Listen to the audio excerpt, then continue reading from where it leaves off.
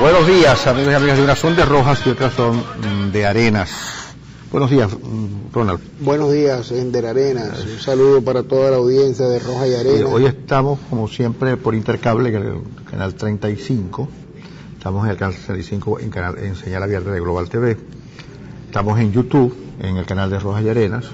Y estamos también en Periscope. En Periscope, en breve segundo, vamos a entrar al aire en Periscope a través de la cuenta Edison 2626. Edison 2626, para que puedan sintonizarlos vía Periscope. Mira, y tú sabes, Ronald, que en estos días se hizo viral un video en las redes donde dos jóvenes que pertenecían, en ese momento pertenecían a un club de fútbol local, al Zulia Fútbol Club. Grabaron un video donde martirizaban a un gato.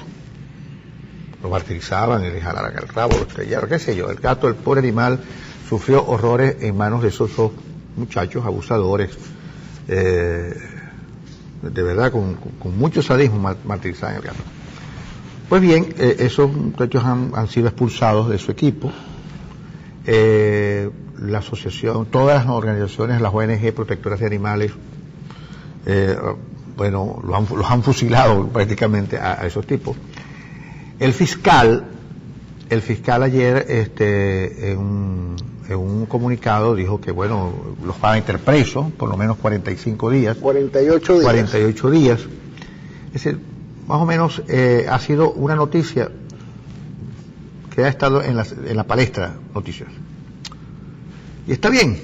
Yo creo que no hay uno no puede andar por la vida pateando cada gato que ve o cada perro que ve, o agarrándolo por el rabo y estrellándolo contra las paredes. Uno no puede andar por la vida haciendo esas cosas. El caso es que en el país simultáneamente se produjo una catástrofe, una tragedia humana, donde 68 personas fueron prácticamente incineradas en una comandancia de la policía de Carabobo. Pues bien, ese evento no ha sido señalado de la misma magnitud, de la misma manera, con la misma profundidad, la misma intensidad con la que ha sido divulgada el video a través del cual estos muchachos martirizaban a ese gato. Es decir, bien sea porque obviamente el oficialismo no quiere que eso se haga, pero lo extraño es que el fiscal no ha dicho absolutamente nada más allá de que las investigaciones serán hasta las últimas consecuencias, y ha puesto a la orden de los tribunales a 5 funcionarios que según él son responsables de semejante tragedia. La señora ministra del Asuntos Penitenciarios, ese asunto no es mío porque yo no tengo asunto que ver con la policía, sino con las cárceles. Miren la magnitud, es decir, yo creo que aquí hay un error conceptual bastante grande, y lo voy a decir aunque parezca odioso. Los derechos humanos son los derechos que existen, porque es un constructo humano, es decir, los derechos humanos es un concepto que los humanos construimos para proteger los derechos de los humanos. No hay derechos animales, por supuesto, no podemos andar por la vida, martirizando cada animal que veamos. Obviamente en eso estamos de acuerdo, pero la gente empieza a hacer una especie de alaraca y de alarma enorme, mientras que hay derechos humanos fundamentales que en este país se violan cotidianamente y la gente no dice absolutamente nada. No les afecta, los deja pasar. Yo creo que estos muchachos son unos sádicos, obviamente. Sí, abusaron del animalito. Pero caramba, yo creo que hay eventos en el país que ameritan toda nuestra atención diariamente. Corajudamente tenemos que mencionarlos, subrayarlos y divulgarlos. Es decir, no puede ser que en este país la gente no tenga acceso a la medicina, no tenga acceso a los bienes básicos del consumo diario, de la dieta diaria, que la impunidad campea por el país hasta el punto de que han habido más de 28.000 muertos el año pasado, de que la diáspora venezolana es una cosa increíble, que cada día salen miles y miles de venezolanos por los aeropuertos, por las fronteras, y nadie dice absolutamente nada, o es reseñado en la prensa y rápidamente sale mediáticamente de las primeras páginas, porque se le da paso. Recientemente mataron a una muchacha en el Zulia, un par de árabes, se dice, según señala, y eso salió rápidamente, lo despacharon rápidamente, pero el gato el gato maltratado va a estar en la prensa como los toros. Bien. Va a estar en la prensa durante mucho tiempo. Yo creo que a esos muchachos habrá que decirles, mire, pasen la página, no vuelvan a hacer eso, arrepiéntanse, busquen, divulguen un comunicado público donde digan, mira, yo me arrepiento de haber hecho ese gato y que eso no vuelva a pasar más. Pero que los venezolanos nos dediquemos más a defender los derechos de los hombres y de las mujeres que todos los días se violan, que todos los días se violentan, ¿verdad? Y que no pueden ser sustituidos, por lo menos mediáticamente, porque todo el día estemos hablando del gato maltratado. De eso se trata esta cosa. Yo particularmente celebro a las personas que tienen esa sensibilidad para con los animales, para con las mascotas, sean gatos, perros, culebras, caimanes, porque de todo, hámster, aquí hay de toda afición para con las mascotas, y yo celebro la sensibilidad, pero lo que no puedo celebrar es que un hecho tan grave como lo ocurrido en la cárcel de Carabobo la semana pasada haya sido sustituido, ese hecho, ese debate haya sido sustituido del interés de la opinión, que no se ha aclarado, que no se sabe exactamente qué pasó allí, que no hay una investigación seria, que el Ministerio de Asuntos Penitenciarios dice, yo soy la ministra de Asuntos Penitenciarios, pero las penitenciarías, es decir, los retenes, las cárceles, eso no tiene, yo no tengo competencia con ello, haya sido sustituido del interés de la gente por la defensa de los derechos de unos gaticos, que los gaticos lo pueden tener, pero ese no es el foco, ese no es el problema fundamental. Y así como te digo esto, te tengo que decir también la versión de quienes militan dentro de las organizaciones en defensa de protección de los animales, cuando te dicen que, bueno, la versión de ellos es que si no tenemos la capacidad, si no tenemos la sensibilidad de querer a un animalito indefenso, que no tiene como protegerse de la barbarie humana, entonces, ¿qué podemos esperar los seres humanos de esas mismas personas, ¿no? Sí, yo creo que la gente es sensible. Bueno, yo, en casa de mi hija hay 2 gatos dentro de la casa, a los cuales... Ayer felicitaste por su cumpleaños al gato. Al gato de la casa. Al gato de la casa, y te olvidaste del cumpleaños de una persona cercana a ti también. Entonces felicitaste al gato, pero no a la persona. Exacto. Nosotros tenemos afecto a los animales. Pero eso no es el caso. Porque eso que te dice la señora puede ser verdad, pero está poniendo la cosa al revés. El caso es que nosotros votamos todos los días más gente que la que vota Siria. Y eso casi ya pasa a ser parte de la regularidad social venezolana, forma parte de nuestra estructura social. Los asesinatos de 28.000 personas anuales, el desabastecimiento de medicina, el encarecimiento de la vida diaria, bueno, todo eso pasa a segundo plano por esta cuestión. Bueno, esperemos. El año pasado, sin ir muy lejos, uno de los temas que se le enrostraban a la alcaldesa de Maracaibo de entonces, Evelyn Trejo de Rosales, era un incidente que había ocurrido en la vereda del lago con unos animalitos y unos ciclistas o algo así por el estilo, ya yo no lo recuerdo, pero casi que llevaban a la alcaldesa de Maracaibo, esas organizaciones defensoras de los derechos de los animales, a la pira pública por un incidente que había ocurrido con pero esas organizaciones en ese momento no reclamaron mayor seguridad para la vereda, no reclamaron que a los ciclistas en la vereda hay que ponerles orden y concierto y disciplina en la práctica de su desempeño, porque también se creen dueños de la vereda y hacen lo que les da la gana, como les da la gana y cuando les da la gana. Pero en fin, ese tema no se puso sobre el tapete, y lo que se puso sobre el tapete fue el tema de los animalitos. Pasemos a otro tema entonces, porque de verdad no podemos pasar. Sí, nos vamos a pasar todo el primer negro del programa de hoy viernes hablando del gato maltratado. Así es. Que por cierto, creo que ese es tu artículo de mañana sábado. Mi artículo se llama El gato maltratado y los 68 muertos en la comandancia. Menos mal que te dio por el gato maltratado y no por el gato volador. Sí, señor. El caso es que fíjate qué curioso, para cerrar el punto. Bocaranda Sarri en sus reuniones de ayer habla de que el contratista encargado de construir las cárceles que fueron prometidas para hacerlas, no entregó ninguna, pero está en París, viviendo rodeado de lo que él más quiere, las obras de Cruz 10 y de Soto. La comisión dice por allí, creo que en una novela está registrada. Bueno, eso es lo que te iba a comentar. Hay una novela que se llama Las aventuras de Juan Blanchard, que Juan Blanchard es un personaje creado en la ficción por el director Jonathan Jakubowicz, y él, en clave de ficción, trató y centrado en este personaje, él trató de reunir todos los males de los llamados los bolichicos, del comportamiento de los funcionarios del gobierno. Hay un pasaje de esa novela donde el negocio del momento se hablan de unos 18 millones de dólares para la construcción de 8 o 9 cárceles en Venezuela. El negocio se iba a hablar y se iba a cuadrar con la ministra, no la llaman ministra de Asuntos Penitenciarios, pero dicen que es la ministra.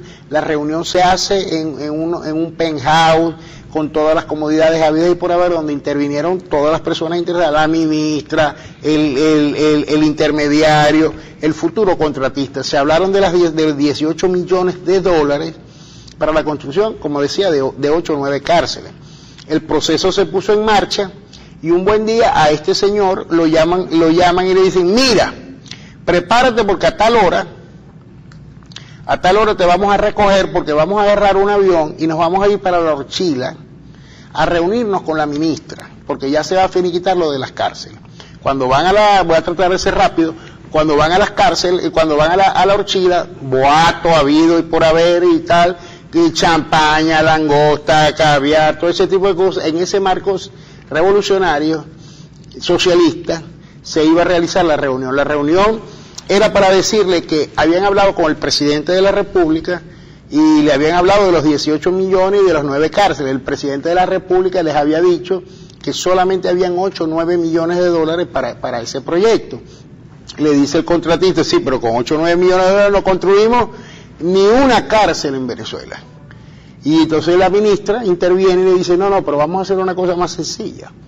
Vamos a buscarnos a alguien que nos haga una maqueta que es la que vamos a presentar en el programa de televisión del presidente. Y después, ¿cómo se llama? A ti te toca, a mí me tocan 5 millones, a ti te tocan tanto, total que se repartieron los 9 millones y todavía le preguntan, ajá, ministra, pero... ¿Y las cárceles? ¿Y las cárceles? Y dice ella... ¿Y qué pasa?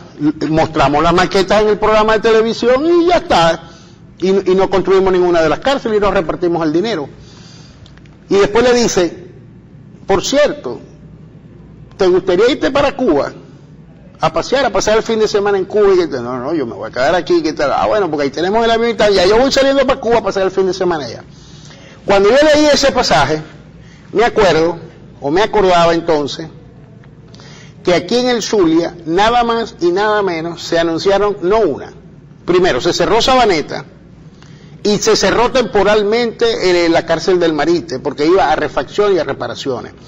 Y se anunciaron, en la campaña electoral se anunciaron, no una, sino la construcción de 2 cárceles en Venezuela. Hoy día, en el Zulia.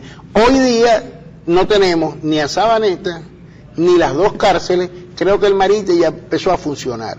Y una anécdota adicional más, por eso es que yo a veces en los libros de ficción, de los que soy tan fanático, les creo mucho, porque ellos dicen, los autores dicen, que son ficción, pero yo creo que la ficción es la forma en que ellos redactan para hacerlo atractivo a la lectoría. Pero todo lo que está, o casi todo lo que está planteado allí es verdad, es sacado de la realidad misma. Porque días después vino la ministra de Asuntos Penitenciarios acá en Venezuela, vino al Zulia, y vino a inspeccionar las refacciones. Perdón, ella vino a inaugurar unas bases de unas misiones y tal. Y entonces le preguntan que cómo van las refacciones del retén del Marite. Y la ministra de Asuntos Penitenciarios dijo con su cara muy lavada, ¿y me vas a preguntar a mí por las refacciones del retén del Marite cuando yo lo que he venido es a inaugurar unas bases de las misiones. Hablemos de las bases de las misiones, no el Marite pregúntale al gobernador Arias Cárdenas. Bueno, así es. Entonces, cuando yo veo todo eso, que no hay cárceles, que la ministra no se preocupa y tal, tengo que creer que lo que contó Jonathan Jabugoy es verdad. Pues tiene grandes visos de verdad. Y por cierto, en esas cosas, en ese libro hay cada cosa que se cuenta. Increíble, sí, señor. De corrupciones, ¿no? Porque Juan Planchar es un personaje. Es un bolichico, pues. Es un enchufadísimo, ¿no? Sí. Bueno, el caso es que tenemos una situación, en Venezuela hay hacinamiento en las cárceles, y por eso ocurrió lo que ocurrió en Carabobo.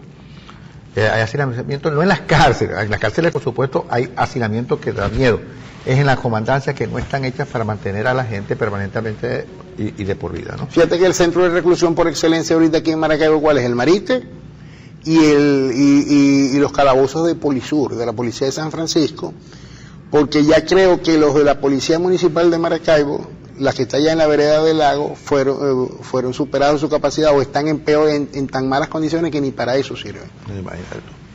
Bueno, así están las cosas y pasemos a otra nota, especialmente esa que, como hay toda una disputa, es decir, que se genera fuera del país, es decir, la ex fiscal, que fue abruptamente sacada de la fiscalía, Luis Ortega Díaz, y el TCJ en el exilio, han inclusive dado orden de detención del mismísimo presidente de la República. A todas estas, Michael Moreno da la orden de perseguir a Luis Ortega y al TCJ en el exilio.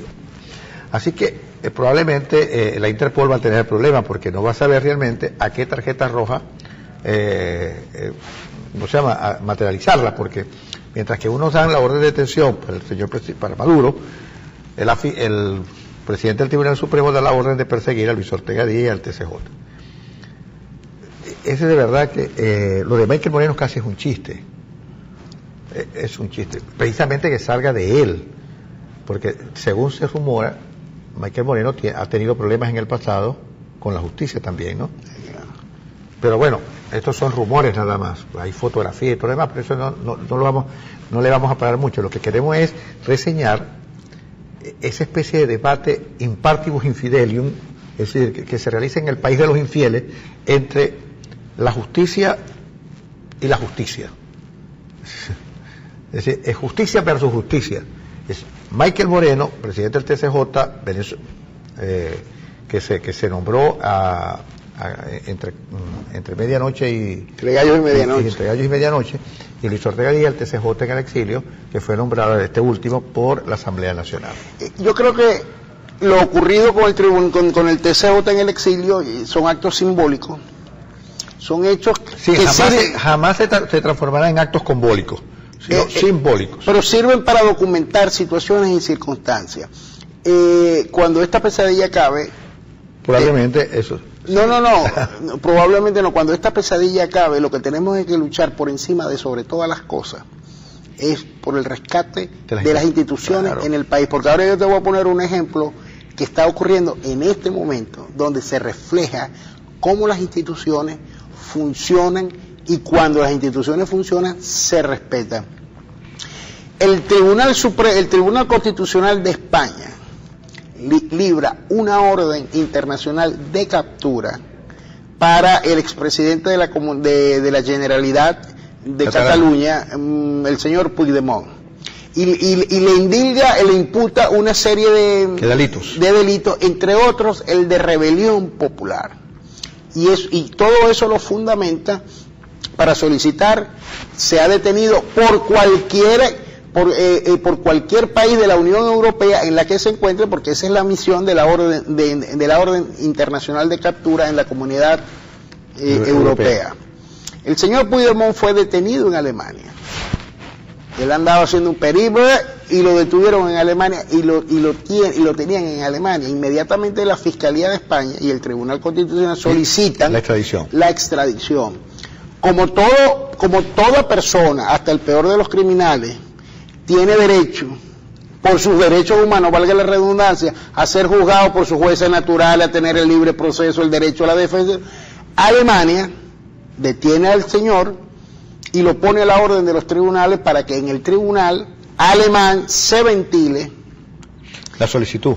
Se entiende la solicitud. Eso es un juicio breve donde España alega, la defensa alega y un juez alemán verifica si todo eso ocurre. En España aseguraban que iba a ser extraditado. Ayer se hizo la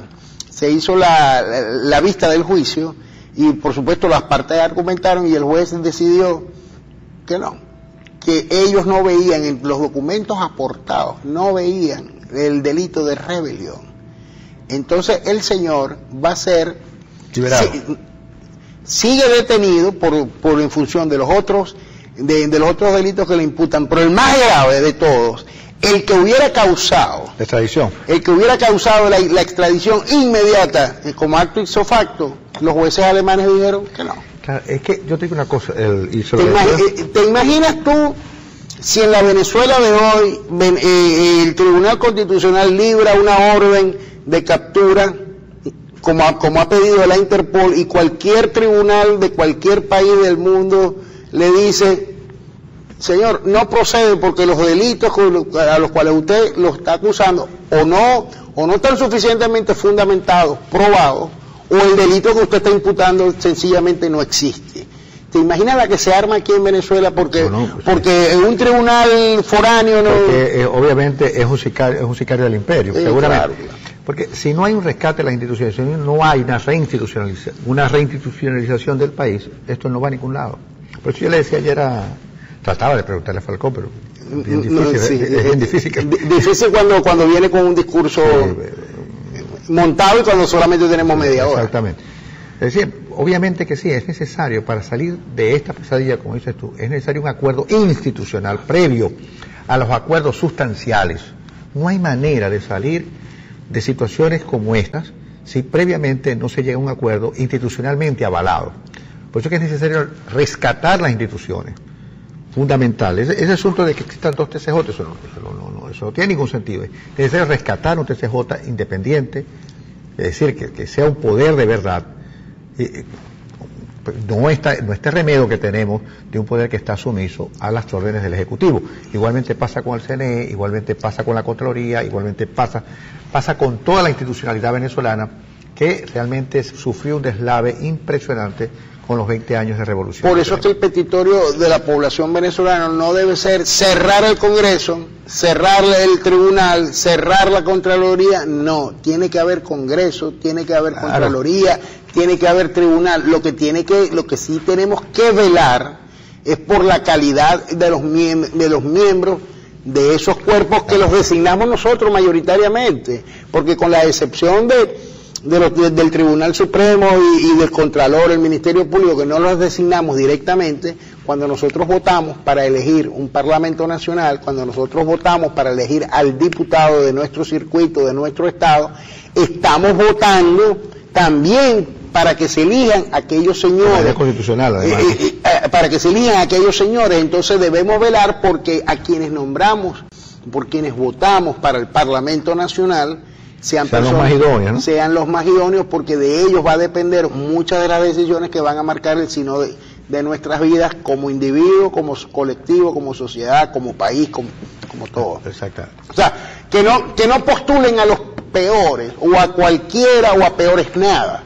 Que se postulen gente idónea, que tenga capacidades, talento, habilidad, formación, valores, virtudes, probado, y en eso debe girar toda la campaña electoral. Exactamente. ¿Para qué? Para que las instituciones tengan calidad.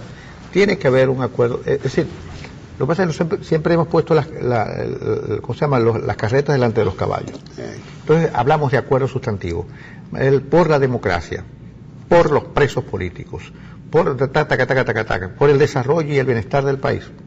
Eso es buenísimo. Pero si eso no está avalado institucionalmente, si no hay la firma de un acuerdo, por ejemplo, que llegue Henry Falcón aquí y le pongamos un papel sellado, notariado, donde él diga, mira, tal cosa, yo de ser presidente el 21 de mayo, como firmó ayer, yo voy a hacer esto y esto, y si no lo hago, que me demanden, que esté notariado. Es decir, hay que formalizar las promesas que se hagan en unas situaciones como esta crisis, que es una crisis nacional general de sociedad, de eso no quepa la menor duda. Todo el país se vino abajo y es necesario recuperarlo, pero se recupera con política, se recupera con instituciones, no se recupera con atajos, con las instituciones. Ese es el problema. Vamos a la pausa y regresamos enseguida.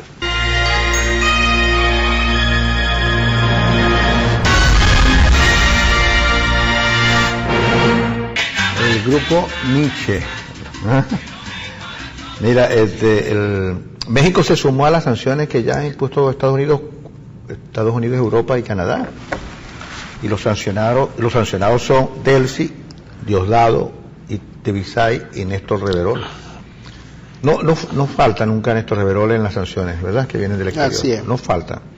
Siempre está. Puede variar, puede estar ausente Tibisay o Diosdado, pero Reverol siempre está en la lista de los funcionarios que han sido sancionados afuera. Y el Panamá llamó a su embajador y le pidió a Venezuela que llamara al suyo, además. Sí, pero todo comienza con una aplicación, entre comillas, de sanciones económicas de Venezuela hacia Panamá, por sentirse agredida Venezuela por las sanciones. Entonces, se empiezan a concretar esas sanciones. ¿En qué manera? Venezuela suspende por 90 días a la línea aérea Copa en Panamá, le retribuye. Como no hay una línea aérea venezolana que vuele, tú sabes que las líneas aéreas son convenios de reciprocidad. Por cada ruta aérea debe haber una línea aérea venezolana, por ejemplo, una línea aérea de Panamá viene a Venezuela, debe haber una línea aérea venezolana que vaya a Panamá en esa ruta. Lo que pasa es que como aquí en Venezuela ya no hay líneas aéreas, queda la ruta solamente de Copa, ¿no? De Copa Airlines. Entonces, Venezuela suspende por 90 días a Panamá, entonces Panamá no puede reciprocar o ejercer por reciprocidad porque no hay línea aérea venezolana que vuela a Panamá. Entonces ellos lo que hacen es que sancionaron y prohíben el paso por 90 días de cualquier buque con bandera venezolana por el canal de Panamá. Cuando Panamá hace eso, simultáneamente dice, bueno, un país que no quiere tener relaciones comerciales conmigo, entonces tampoco debe tener relaciones diplomáticas. Entonces él retiró al embajador de Panamá en Venezuela, y en diplomacia funciona la reciprocidad. Entonces le pide algo que es normal en estos casos, es si yo retiro el mío, tú tienes que retirar el tuyo también. Y en eso estamos. Bueno, eso significa que nosotros, el camino es el aislamiento, ¿no? Mucho más aislado todavía. Venezuela no va a ir a la cumbre de las Américas. Perú retiró la invitación. Inicialmente Maduro dijo que él iba por llueve, truenos, relampaguee, por tierra, mar o por donde sea. Pero resulta que... Ahora considero que la cumbre es una pérdida de tiempo. Es una pérdida de tiempo, pero a él le gusta ir siempre a las cumbres. Para decir siempre lo mismo, porque es verdad, la revolución es una revolución de retórica y de narrativas, pero no de hechos concretos, afortunadamente, porque si la revolución hubiera concretado todo lo que puede estar en el ideario revolucionario chavista, este país, que ahora es cuando está llegando a la profundidad del abismo, hubiésemos llegado mucho antes. Pero claro, siempre nos han parado los altos precios del petróleo, ¿no? Mira, estoy leyendo aquí en Runrunes la página de Nelson Bucaranda Azar, de la página web, no la columna. Y estoy viendo una declaración del rector de la Universidad Católica Andrés Bello, José Virtuoso, donde el titular, tengo que profundizarla, dice que la candidatura de Falcón favorece el escenario electoral manipulable.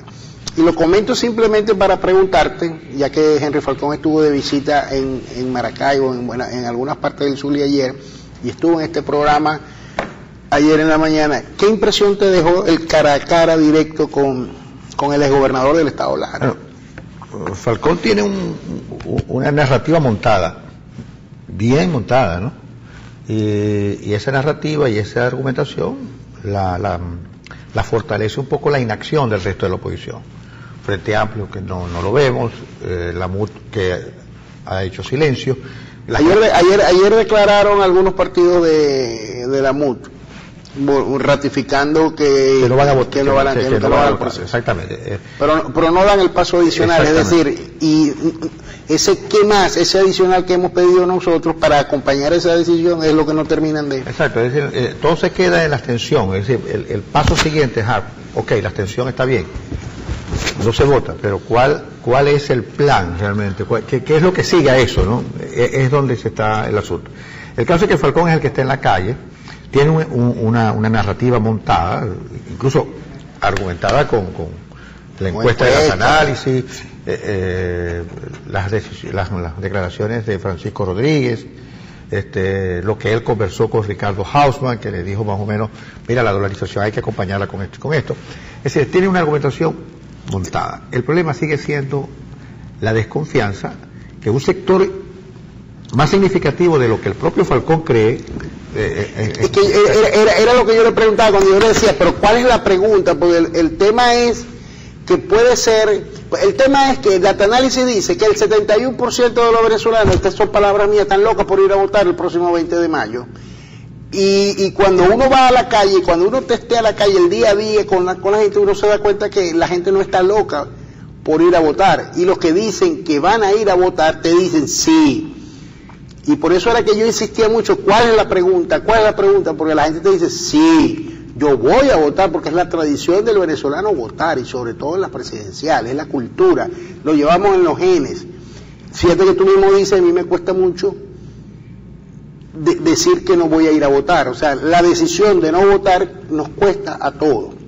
Por cierto, yo no he tomado decisión sobre el particular, pero la gran mayoría de la gente, lo que uno testea en el día a día es, sí, yo voy a ir a votar, pero si hay condiciones, si hay garantías, si hay un nuevo CNE, o sea, una serie de cosas que condicionan y que prácticamente hacen imposible que yo vaya a ir a votar si se cumplen eso. Entonces, yo no encuentro relación entre esa gente que según Data-Análisis está loca por ir a votar y ¿cómo se llama? Y lo que realmente uno testea con la gente, ¿no? Que dice, yo voto, pero si hay garantía. Es decir, el gran reto de Falcón en lo que le falta de campaña, y una campaña muy corta, es realmente recuperar la confianza que la gente perdió por el camino. Es decir, la gente no o sea, la atmósfera que se respira es una atmósfera de desconfianza que hay.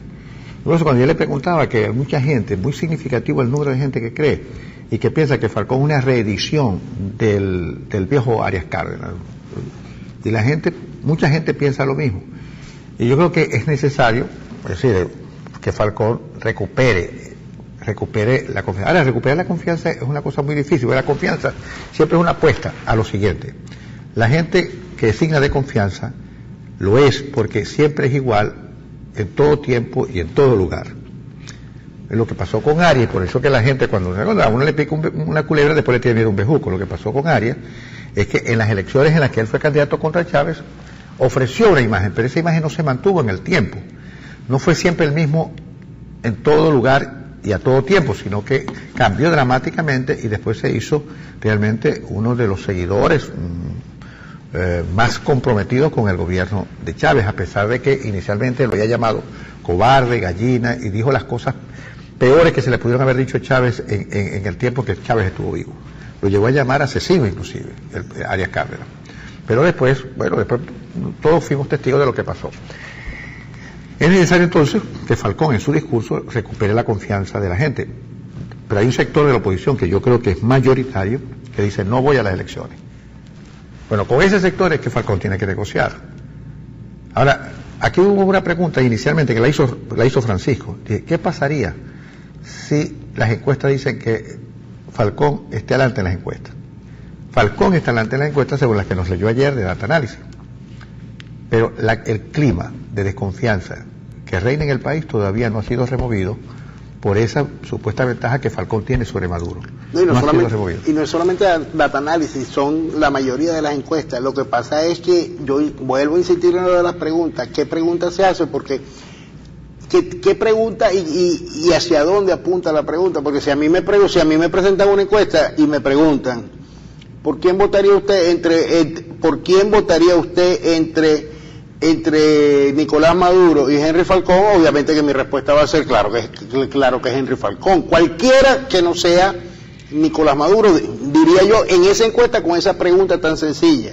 Pero entonces si a esa pregunta, después que yo digo Henry Falcón, pregunto, ¿y usted de verdad va a ir a votar? Sí, yo voy a ir a votar, pero coma, es donde está mi punto, taca, taca, taca. Entonces se convierte, ese 71% puede convertirse en prácticamente nada. Pues, aquí pueden pasar un voto marginal. Aquí pueden pasar dos cosas. Uno, que la inacción del Frente Amplio y la inacción de la MUD lleven a que la gente diga, bueno, de esto hay que salir como sea. Incluso yo le propondría a Falcón que esa sea su consigna. De esto hay que salir como sea. Vota por mí. Más o menos, porque la gente desesperada, de verdad. No tiene un camino, porque la MUD y el Frente Amplio lamentablemente no ofrecen un plan más allá de la abstención. Es decir, ¿cuál es el plan más allá de la abstención? ¿Cuál es? Esa es la pregunta que la gente se hace. La gente está molesta por la inacción de la oposición, que siempre la gente la ha acompañado independientemente de los errores que ha cometido. Entonces, ¿qué observa uno? Gente que está acumulando millas, ¿verdad? Borges, Ledesma, Vecchio. La oposición está en el mundo presentando la situación venezolana, ¿no? Y me parece muy bien, porque el mundo tiene que enterarse que en este país se sufre. Pero yo creo que aquí mira, no hemos vuelto a escuchar, yo no he vuelto a escuchar, yo no sé si tú lo has escuchado, a Henry Ramos. Está jugando una posición de bajo perfil, yo no he vuelto que a veces preocupa. Es más, escucho más a la señora D'Agostino, que tiene una presencia increíble en los medios, en las redes, que al propio Ramos Jalú. Ahora, yo te Capriles tiene un mensaje que parece una hermanita de la caridad, con sus mensajes. Es decir, me parece muy bien que la gente se exprese amorosamente, pero él es un dirigente político. Él tiene que orientar a la gente en caso de que la gente necesite su orientación.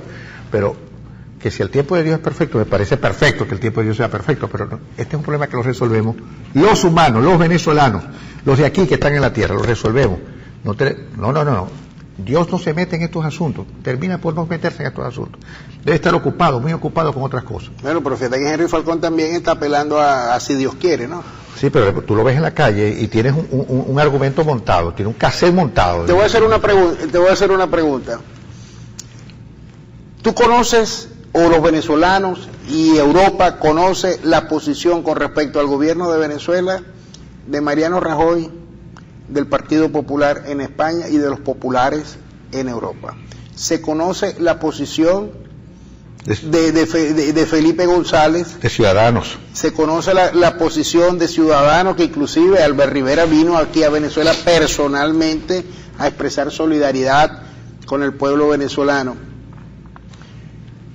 ¿Se conoce lo veleta que es Pedro Sánchez, el líder del PSOE? Porque es una veleta, porque él tiene un drama interno allá muy grande, y peor aún el otro, Pablo Iglesias de Podemos, que se estaba foteando el fin de semana con Cristina allá en Argentina, y que dijo que a él le gustaría que Podemos fuera algo así como el peronismo, una cuestión así. Es decir, de que allá a Podemos le falta Perón. Bueno, lo que te quiero decir es que la posición jugada en España por los partidos y el liderazgo español es harto conocida. Todo esto es para preguntarte ¿qué de nuevo fueron a hacer Borges, Ledesma y Vecchio reuniéndose con Mariano Rajoy, con Felipe González, con Albert Rivera? Yo creo que si se hubieran reunido con el de Podemos, si se hubieran reunido con Izquierda Unida y si se hubieran reunido con Pedro Sánchez del PSOE, yo hubiera considerado que el viaje valió la pena, pero para irse a reunir con los mismos de siempre. Sí, el caso es que, mira, yo creo que comerían en el Café Murillo. Y el contexto internacional es importantísimo, yo creo que sí, pero fíjate, Borges yo creo que va para 3 meses recorriendo el mundo, presentando la situación venezolana. Ahora, la situación venezolana debe ser conocida por todo el mundo, porque aquí hay embajadores, hay toda una representación consular de esos países, que son los voceros que tienen esos países aquí. Entonces, yo creo que Borges hace falta en la dirección del Primero Justicia, yo creo. Y creo que Borges sería más útil aquí, porque Capriles ha perdido tono en su voz para dirigir un proceso tan complicado como el venezolano. Yo creo que Capriles ha sido rebasado por las circunstancias políticas del país. Y yo creo que Borges prácticamente debería estar en el país conduciendo y dirigiendo a un partido como Primero Justicia, que es amenazado permanentemente para achicarse más, perseguido, inhabilitado, qué sé yo, y su principal cabeza está afuera. De Voluntad Popular no hablemos porque su principal dirigente, su voz autorizada está enmudecida porque no puede hablar porque lo vuelven a llevar a rabo verde, y yo justifico que esté callado realmente. Pero se explica. Sí, se explica. Además, mira, el resto de la dirigencia no se ve por ninguna parte. Nos queda Henry Ramos. Yo hice una pregunta inocente el domingo de Resurrección. Hice una pregunta inocente en el Twitter y prácticamente no tuve respuesta de los interesados. Yo preguntaba el domingo de Resurrección, ¿dónde y a qué hora han convocado Primero Justicia, Acción Democrática, Un Nuevo Tiempo, Voluntad Popular, para la tradicional quema de Judas? Cuando estamos en campaña electoral, el domingo de Resurrección es impelable, una quema de Judas. El domingo de Resurrección aquí en el Zulia, por lo menos por invitación de los partidos, no hubo nada. No hubo quema de Judas. Con esto lo que quiero significar es que los partidos políticos están vueltos nada. Sí, están atemorizados. Pero ¿sabes cuál es? Digo yo, el problema es ¿qué concepto de política se maneja? Obviamente, lamentablemente la oposición maneja, mueve, moviliza el mismo concepto de política que moviliza el gobierno. La política simple y llanamente como una acción instrumental en el cual se maneja, dice, las cosas usuales de la política tradicional. Pero la política también es expresión simbólica, como dice Ronald. La quema de Judas, por ejemplo, no apareció por ninguna parte. Esa era una expresión simbólica de la manera como se hacía política en Venezuela, la política de opositora. Ahí nosotros veíamos la cara de Carlos Andrés Pérez, la cara de Caldera, la cara de otro. Resulta que en la peor situación, la cara de los Judas actuales brilló por su ausencia. En Caracas se quemó, realmente, sí. Pero Caracas es otra cosa y habrá que seguir el ejemplo de Caracas siempre. No, yo simplemente estoy hablando y ponderando el rol de los partidos políticos locales, regionales, que están desaparecidos, sí. Vuelto nada. Tú lees a los voceros, los que quedan, los voceros de los partidos regionales, de Voluntad Popular, de Un Nuevo Tiempo, y lees sus twitters y sus comunicaciones con su electorado a través de las redes sociales y ves unos mensajes vagos, unos mensajes cansinos, repetitivos, que no dicen nada de en nada. Lo personal, te confieso en lo personal, yo no leo Capriles, no lo leo, además me saca la piedra leer y me parece muy unas bien, peroratas ahí, y me parece muy bien que lo lea la gente, los marianos, las marianas, y me parece bien que lo hablando lea. de marianos y mariana, el domingo es la celebración dentro del mundo católico de lo que se llama el Jesús de la Misericordia. Hay una marcha, hay celebración eucarística y todo eso desde las 2 de la tarde. Y es un evento realmente de participación popular. Sí. Exactamente, se torna en una gran manifestación política. Bueno, eso es lo que yo voy a poner a prueba el domingo, porque el año pasado fue una cosa que rebasó todas las expectativas, pero participaban, entre otros, Manuel Rosales, Evelyn Trejo. Eso obligó a que participaran por deseo o por cumplir con el compromiso a dirigentes de otros partidos. Yo lo que voy a ver es si este año se mantiene por lo menos la expectativa del año pasado o se reduce a lo que debe ser eso, una expresión de fe de los católicos, sí, más allá de la política, ¿no? Bueno, sí, exacto. Yo creo que todo acto, lo hemos demostrado, antes de ir a todo acto aparentemente no político, en circunstancias como las nuestras se torna en acto político. El Festival de Viña del Mar, en tiempos de Pinochet, era un gran acto político. El Mundial de Fútbol, que los argentinos le ganaron después de haberle dado una paliza a Perú, que dicen que Videla compró el resultado, se transformó en un gran acto político. Los velorios en Sudáfrica se convirtieron en grandes actos políticos a pesar de ser actos mortuorios. En Venezuela, la capacidad simbólica de hacer política por parte de la oposición prácticamente quedó liquidada. Y hay que recuperarla, porque la política no solamente es acción instrumental, manejar a los otros, también es este tipo de expresiones. Vamos a la pausa y regresamos.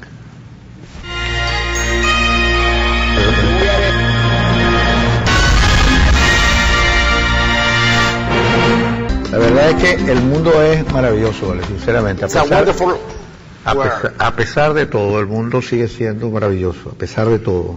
Les voy a hacer una selección para la semana que viene de temas musicales como ese. Ese es un movimiento bastante viejo que hay en el mundo, donde ellos rescatan temas reconocibles del repertorio popular mundial, y con un trabajo de cámara, de edición, de satélite, se ponen a perseguir donde estén a una serie de talentos, como los que acabamos de ver en escena, que son intérpretes o que están vinculados a la canción popular, o de pop que seleccionan, estén donde estén. Hay una versión de la dedicada a Colombia, a mí me impacta muchísimo ver, por ejemplo, a un Carlos Vive mezclado con Totó la Momposina, acompañado también con la Chamari, es decir, cómo exaltan a todo el talento musical de ese país repartido en el mundo, estén donde estén. Les voy a hacer una selección porque hay temas increíbles, montajes increíbles. Bueno. Inclusive hay hasta una versión venezolana que no es afortunada en mi criterio, pero funciona.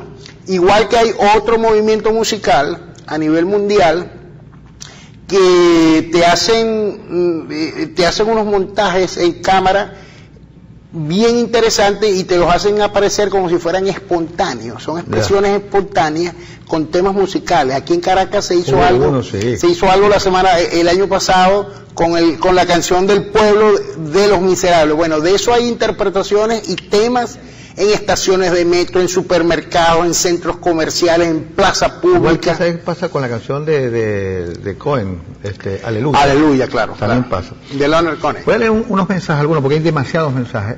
Voy a leer algunos mensajes y luego le voy a preguntar a Ronald cuál es el menú cinematográfico de la ciudad.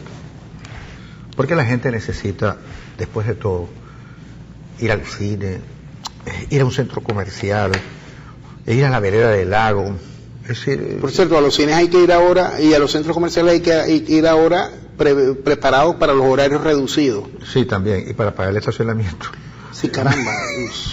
Para pagar el estacionamiento hay que llevar efectivo y pagar como 10.000 bolívares. No, 10. Oye, más. No, chico, 20.000 bolívares la última vez en el centro comercial de San Vila. Imagínate. Y en los pequeños, 18.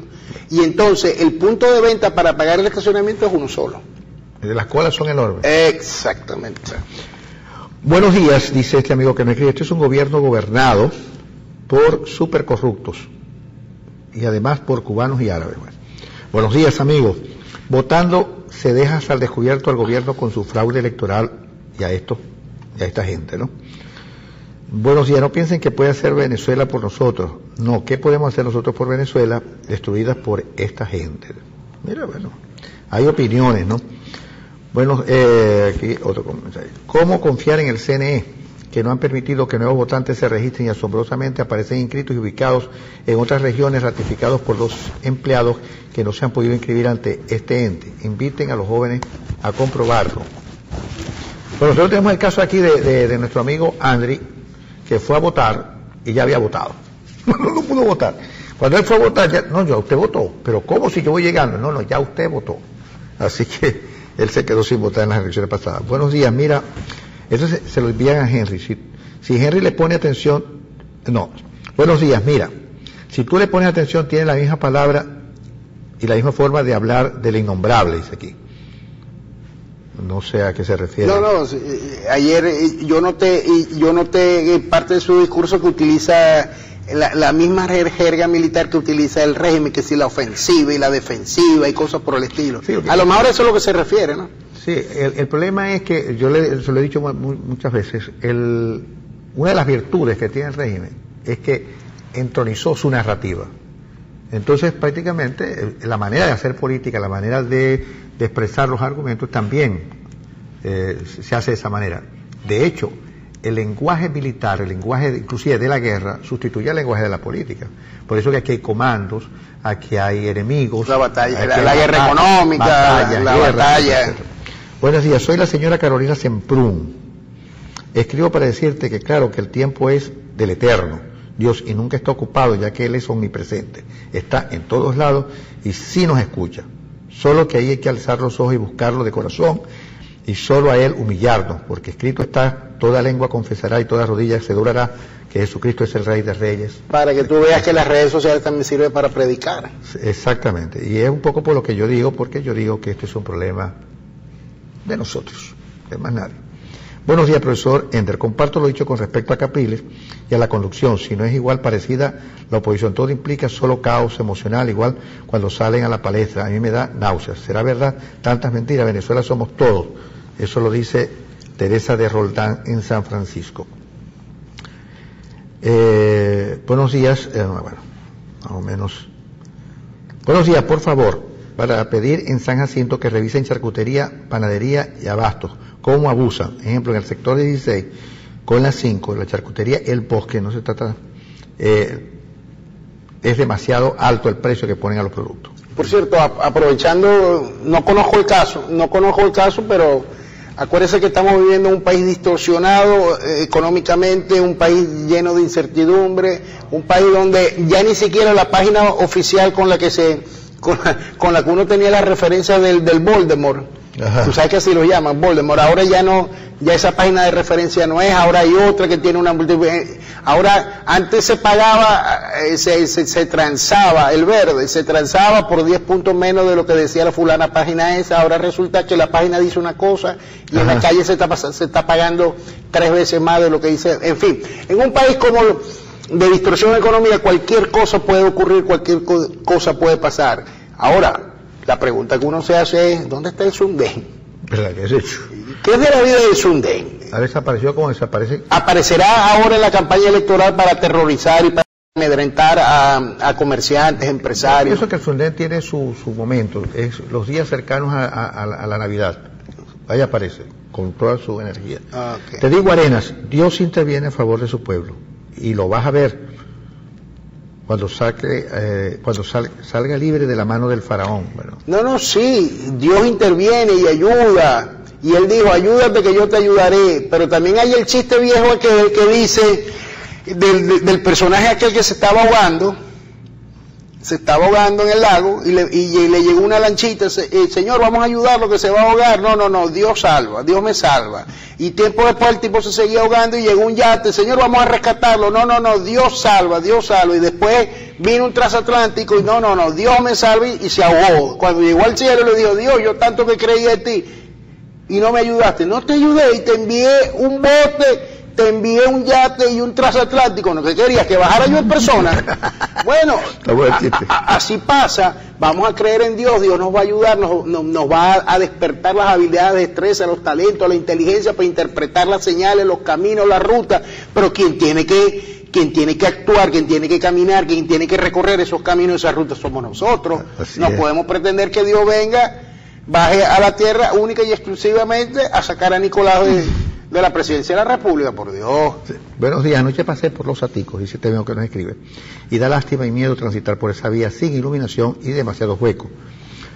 No es que los políticos estén atemorizados, es que el pueblo se cansó de los políticos farsantes. No, hay mucho miedo dentro de la dirigencia política, porque ser dirigente político hoy día, con todo y sus bemoles, es un riesgo para la seguridad personal, individual, personal, familiar y colectiva. Hay casos en las cárceles de Venezuela de dirigentes políticos que lo único que han hecho es expresar la disidencia y tratar de liderar la protesta popular, y están sometidos, desaparecidos en la tumba, torturados, privados de libertad, de comunicación con sus abogados. O sea, ser dirigente político ahorita en Venezuela es un riesgo, y un riesgo alto, con todo y las críticas que nosotros le podamos hacer a la dirigencia política. Es verdad. Es más, cuidado si la gira de Julio Borges, con todos los réditos que pueda brindarle al país en materia de apoyo internacional, no ha sido también una forma de Julio Borges de evadir las pretensiones del régimen que le quiere poner los ganchos. Lo mismo Tomás Guanipa, por ponerte un ejemplo. Sí. Carlos Vecchio no está en el exterior desde hace años catales porque le dio la gana de tiene orden de detención. Tiene orden de detención, y los delitos que le imputan, ¿cuáles son? Cualquier invento del Ministerio Público. Bueno, lo que le inventaron a Miguel Rodríguez Torres, que es por espía. Por ahora es espía, sí. Buenos días, Arenas, lamento que no entiendas lo que la señora te escribe sobre el perfil político de Falcón. Parece que se le incorporó Chávez, su actitud y gestualidad es incomparable. Dice este amigo. Bueno, es que sí hay... Pero dijimos que sí, que... Sí, de verdad que la gente imita. Yo recuerdo, yo tenía un amigo que hablaba como Teodoro Pecó. Igualito hablaba. No es que hablaba, sino que hacía esfuerzos para hablar igualito. Exacto. Y así pasa. No griten que es peor. Maduro de que repite. Ah, bueno. Y Falcón para los leones, dice. La inflación es culpa de los empresarios. Bueno, este es otro también. Buenos días. Primera vez que veo el programa y me gusta mucho. Está bien. Vuelve el tema musical. Sigan colocando temas como colocaron. ¿Estás oyendo, Emanuel? ¿Estás oyendo? Que señora, ¿quién es esa? Es me escriben, no me ponen el nombre. ¿ves? No te ponen el nombre. No. Fijo que en cualquier momento les va a venir Leodán, les va a venir... Emanuel, si pones hoy a Leodán, vas a ver lo que te va a pasar cuando salga. No, pero es que si no es Leodán es Sandro, y si no es Sandro es Leonardo Fabio, y si no es Leonardo, Dios santo de mi vida, ni el baúl de los recuerdos. Bueno, es que... Por cierto, yo le quería responder a esa pregunta que dice que, ese mensaje que dice que los empresarios son... Los culpables de la inflación. Son los culpables de la inflación. Mire, hay una ley económica, las leyes de la economía son inmancables. Eso quiere decir que por más que uno intente torcerlas, es imposible, porque las leyes de la economía surgen por el comportamiento. Primero fue el comportamiento, después la ley. ¿Por qué hay inflación? Inflación hay simplemente porque la demanda supera la oferta, es decir, no hay producción suficiente. Y además, toda la demanda, toda la oferta es alimentada por una masa monetaria que no tiene respaldo, que no tiene valor, que no tiene poder adquisitivo. Entonces, los empresarios, puede ser que haya un empresario bandido por ahí que en el ánimo de proteger su inversión, exagere a la hora de fijar los precios de los productos que vende y que oferta. Puede ser, pero la mayoría de los empresarios de este país están cotizando y están vendiendo productos tratando de equiparar el costo de reposición, es decir, de cuando él vuelva a comprar su producto. ¿Por qué? Porque hay incertidumbre, distorsión económica, hay falta de producción, hay demasiada demanda para tan poca oferta, ya no se importan los productos porque no hay con qué importarlos y no se producen tampoco. Y la ciencia básica fundamental para explicar todos esos fenómenos, de lo que habla es sencillamente de la escasez. Administrar la escasez es lo más difícil que hay y lo más complicado. Y en Venezuela eso es lo que nos está pasando. Así es. Mira, un último mensaje, porque es verdad que hay demasiado. Quiero preguntarle a Ronaldo que inicialmente le pregunté sobre el asunto de la oferta cinematográfica este fin de semana. El señor Elvis Andrade le pide a la gente en San Francisco, a la gente de la alcaldía, que por lo menos saque una foto del señor Dirwin Arrieta, porque nadie lo conoce. Que por lo menos pongan una foto para saber quién es, porque la gente en San Francisco no saben cómo es él físicamente, inclusive. Buena parte de Maracaibo, por cierto, que tengo reportes por allí, no sé el resto del estado Zulia, estuvo sin luz anoche entre 10 y 11 de la noche y 2 y 3 de la mañana. A mí se me fue la electricidad anoche. Sí, pero les llegó relativamente temprano. Sí, a mí me llegó a las 11:30. Pero se te fue como a las 8 o 9 de la noche. 9. Exacto. Pero hay sectores en El Milagro, por ejemplo, que se le fue a las 10 de la noche, 11 de la noche, y eran las 3 de la mañana y no les había llegado la luz. Exactamente. Mira, usted disculpe, el lunes yo leo de verdad que leo los mensajes que ocurren. Hay demasiado, y se los agradezco infinitamente, y ojalá que nos sigan escribiendo, y en la medida de lo posible los leeremos. ¿Qué hay en el cine esta semana? Bueno, la cartelera se ha rejuvenecido poco, por decirlo de alguna manera. Se mantiene más o menos la misma oferta desde el 23 de marzo pasado. Desde el 23 de marzo pasado hay dos grandes reclamos en la cartelera. Yo pensé que uno iba a ser muy polémico, pero creo que... ¿Que no va a llegar? No, creo que la polémica no va a llegar. ¿Y la película tampoco? No, la película está y el visionado se ha hecho y tal, pero yo creí que se iba a generar una gran polémica en torno a la tesis que maneja la película, pero estoy hablando de María Magdalena. Ajá. De María Magdalena. ¿De qué anda la película? María Magdalena, protagonizada por Rooney Mara y por Joaquín Phoenix. Rooney Mara es la misma de el hombre que no amaba. Exactamente, el hombre que no amaba a las mujeres y el dragón tatuado, creo que se llama la otra versión. La visión que María Magdalena nos presenta una visión de la pasión de Jesucristo desde la óptica de ella, de María de Magdala. Más allá de, no hay mayor variación en la interpretación o la visión que ella tiene de Jesús de Nazaret, donde sí hay variación de lo tradicionalmente conocido en función de la versión de la María Magdalena que nosotros conocemos y del propio Judas Iscariote. Hay una revisión de los dos personajes desde la óptica de ella. A ella la presentan muy adecuada, por cierto, al tono, al discurso feminista que poco a poco se ha venido imponiendo y ganando espacios últimamente con mayor fuerza y con mayor ahínco. Nos presentan una María Magdalena que no es lo que nos habían dicho en la película, o sea, no es una publicana, no es una prostituta, no es una mujer de la vida alegre, sino es al contrario, una mujer que sintió un llamado muy especial desde que ella estaba en su familia, fue ofrecida en matrimonio por su padre como se acostumbraba entonces, ella se negó a casarse con la persona y ese fue el primer gesto revolucionario de ella, se negó a casarse, para gran molestia de su hermano o de sus hermanos, porque consideraban que se estaba perdiendo un gran negocio familiar, familiar con esa boda, entre otras cosas. Ella parece ser que recibió un llamado y ese llamado la llevó, según la película, a ser la gran constructora, inclusive la gran promotora, la gran motivadora de lo que en aquel entonces se consideraba la secta, no secta despectivamente, sino que los grupos religiosos en aquel entonces se llamaban sectas. Y ella era una gran motivadora, una gran organizadora. Deja también colar la pregunta de que extrañamente es a ella precisamente a quien se le presenta Jesucristo ya resucitado, es a ella y ella es la que lleva la buena nueva a los apóstoles. Dentro de los apóstoles, por cierto, hay dos particularidades, fundamentalmente en Pedro.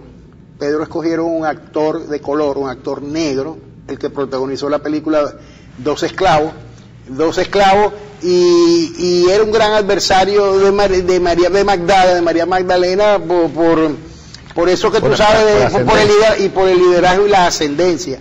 Y otras cosas también deja colar la película. ¿Dónde está la película? No, están en los Cines Unidos y cine, es decir, Sanville, Centro Sur, en Lagomol, etcétera. Y hay una película de Spielberg, para los que les gusta la ciencia ficción, que se llama Ready Player One, que es una película futurista de realidades paralelas, muy en la clave de los videogames que tanto gustan hoy día. Lo de la realidad paralela es bien interesante, porque Spielberg dijo, yo no hice esta película hasta que no tuve asegurado los efectos especiales para hacer esta película. Y son efectos especiales tan complicados, tan trabajosos, que mientras los hacían, me dio tiempo a mí de hacer la otra película que también está en cartelera, que es Los papeles del Pentágono. Bueno, hemos terminado por hoy, por esta semana. Ya estaremos con ustedes el día lunes. Pásenla bien, si pueden.